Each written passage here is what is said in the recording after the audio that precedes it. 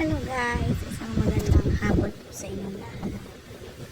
Itong video to, hapon na, gagabi mga 5, gano'n. Lumabas yung nilabas ko yung mga anak ko para naman makapaglaro outside yan.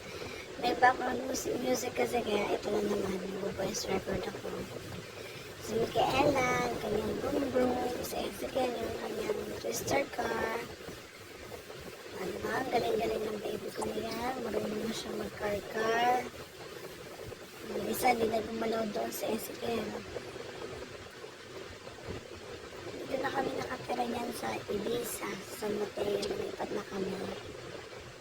Dito na rin nag-aaral si Ezekiel. Yun nga, laro-laro lang sila. Siguro, 30 minutes lang kami naglaro ng mga bata. 30 minutes lang sila nagkaganyan. Hindi ko sure kasi sila masyado nilalabas gawa ng may aso. Mga aso sa kapitbahay namin. Pag walang aso yun, nilalabas ko sila. Nakakatakot kasi makagat ng mga bata. Kaya minsan lang kami lumabas. Ay, makulit din. Oh. Makulit na rin yan. Buday na yan eh. Yun lang guys. Please subscribe.